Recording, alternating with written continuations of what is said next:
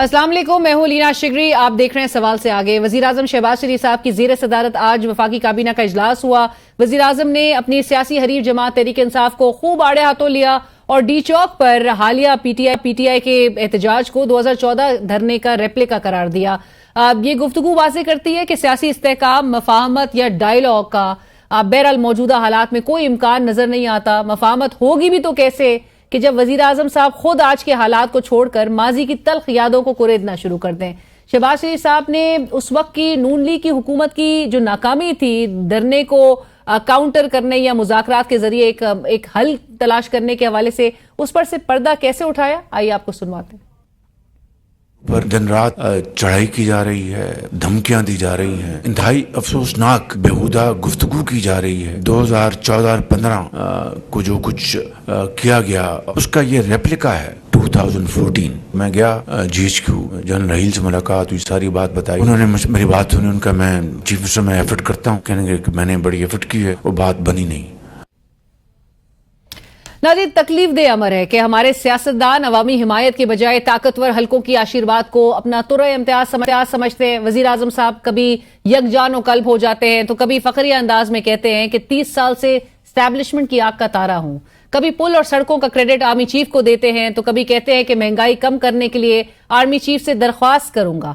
इसी तरह साबिक वजीर आजम इमरान खान साहब भी सेम पेज पर बड़ा फख्र किया करते थे और फिर वो वक्त भी सामने आया जब मीर जाफर, मीर सादिक की सदाएं बुलंद हुई। लेकिन लगता यह है कि हमारे हुक्मरान माजी से कुछ नहीं सीख पाते और आज भी आपसी लड़ाई में मसरूफ नजर आते हैं। साबिक स्पीकर कौमी असेंबली जनाब असद कैसर साहब प्रेस कॉन्फ्रेंस आज कर रहे थे और उस दौरान उन्होंने हुकूमत पर काफी बरस की गर्जे बरसे और रियासती एहलकारों पर आर्टिकल 6 लगाने का इंदिया भी दिया।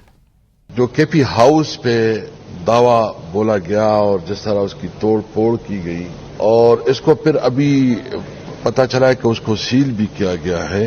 इन्होंने बुनियादी तौर पर फेडरेशन पे हमला किया है, आके उस आईन की हुदूद की पेरीमीटर की इंसल्ट करता है तो वो आर्टिकल 6 का मोजिद करार होता है। वजीर आला खैबर पख्तूनख्वा जनाब अली अमीन गंडापुर साहब की गुमशुदगी मुअम्मा बनी हुई है।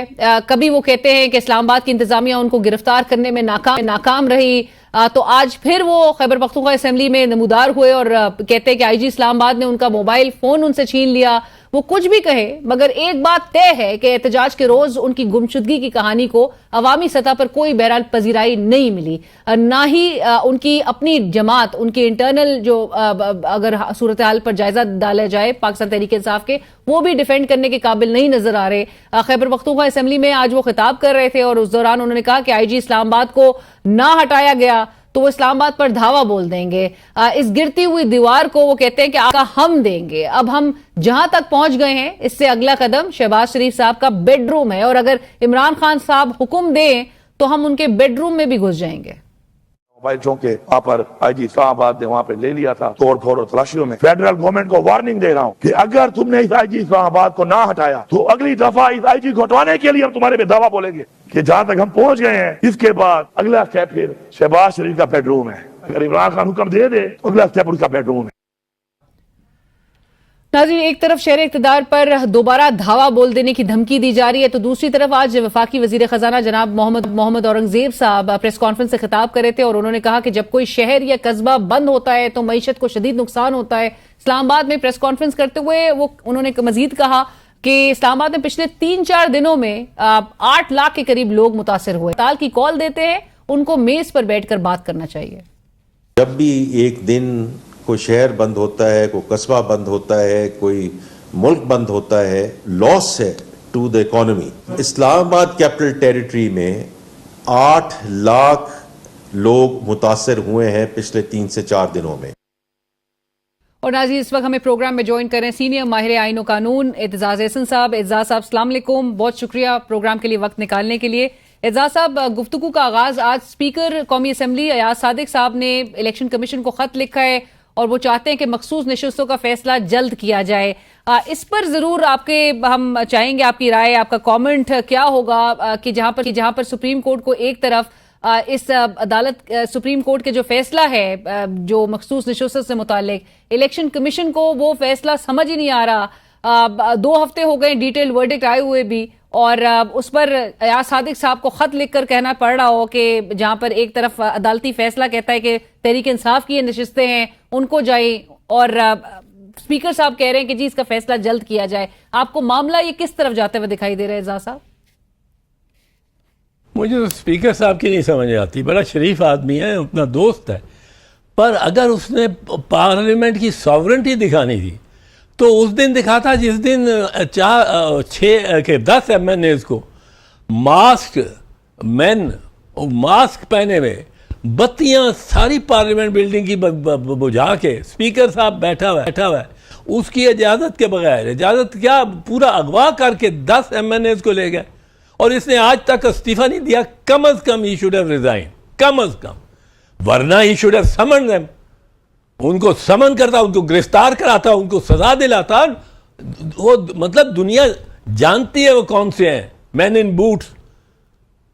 ان میں کوئی, یہ تو شرمندگی ہے اس قسم کی اسپیکر کی, جو اس طرح بندے اس کے اٹھائے جائیں. He is the custodian of the house, he is the pater فیملیئرس.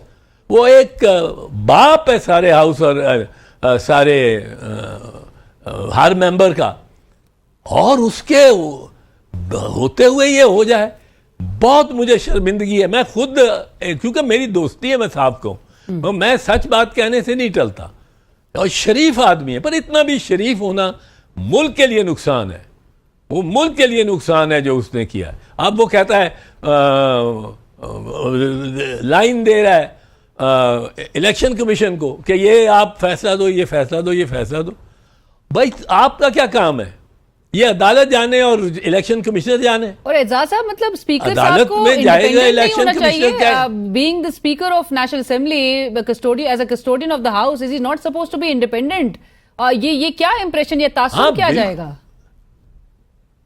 یہ بالکل غلط تاثر جاتا ہے, اور اس کو انڈیپینڈنٹ ہونا چاہیے. اس کو اس میں فریق نہیں بننا چاہیے. وہ کیسے فریق بنا؟ تو میں اس میں بڑا یہ پریشانی کی بات ہے. دیکھیں اس میں آپ کو علینا ایک چیز بتاؤں, جی یہ جو کانسیپٹ ہے نا, ایک general concept of an iron dome, یہ جو اسرائیل نے بنائی ہوئی ہے جیسا ابو دی سپریم کورٹ, کہ ایک نیا اسٹرکچر کریٹ کر دیں اور وہ سب سے مقتدر اعلیٰ ہو, اور وہ کانسٹیٹیوشن کورٹ ہو, فیڈرل کانسٹیٹیوشن کورٹ, اور وہ فیڈرل کانسٹیٹیوشن کورٹ کرے فیصلے کانسٹیٹیوشنل ایشوز کے. اس میں اور بہت سے معاملات آ سکتے ہیں کہ بھئی کہ جورسڈکشن پہ آپس میں جھگڑے سپریم کورٹ کے اور کانسٹیٹیوشن کورٹ کے. پھر ہر ریٹ میں آرٹیکل 199 انووک ہوا ہوتا ہے, ہر ریٹ میں آرٹیکل 184(3) یا 184(5) انوالو ہوتا ہے. کوئی نہ کوئی فنڈامنٹل رائٹ دیا ہوتا ہے, اس پہ بنیاد ہوتی ہے. Military courts and military laws are subject to the jurisdiction. اب یہ سب کچھ چلو کر لیا آپ کہ قاضی صاحب کے لیے اب دشواری ہو گئی ہے. قاضی صاحب بہت کنٹروورشل ہو گیا. وکلاء میں کافی عرصے سے کہہ رہا تھا نکل آئیں, اور وکلاء نکل آئے ہیں. وکلاء اگر اس طرح کی سخت باتیں کر رہے ہوں جس طرح وہ کر رہے ہیں, چیلنج کر رہے ہیں اس کی authority, he is untenable. He is not tenable any longer as chief justice. وہ جھگڑے ہوں گے چیف جسٹس کے ساتھ.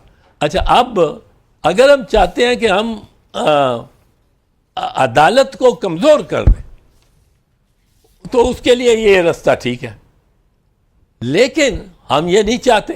ہمارے تو چیئرمین بلاول نے کہا ہے کہ مجھے کوئی اس میں امتیاز نہیں ہے, قاضی فیض عیسیٰ ہوں یا جیسے منصور علی شاہ صاحب ہوں. لیکن بلاول صاحب, اعزاز صاحب یہ بھی کہہ رہے ہیں کہ 25 سے پہلے تک کرنی ہے اس مہینے کے, ورنہ تو معاملہ التوا کا شکار ہو, انڈیفینٹ پیریڈ کے لیے ایک التوا کا شکار ہو سکتا ہے. جہاں پر حکومت نظر آ رہی ہے کہ یہ 17 یا 18 تاریخ کو اجلاس بھی طلب کرنے کے امکان ہے, بلایا جائے گا. آپ کو لگتا ہے کہ this can actually lead to a very catastrophic situation جہاں پر ابھی بھی آپ نے ذکر کیا کہ بڑی دھواں تقاریر ہو رہی ہیں. All the elected bars across the country they've rejected this constitutional package. Federal constitutional court کی بھی بات کو وہ کہتے ہیں کانسٹیٹیوشنل بینچ کی حد تک تو صحیح ہے لیکن اس چیز کو ریجیکٹ کرتے ہیں. سو ایک آؤٹ کم اچھا نہیں نظر آ رہا.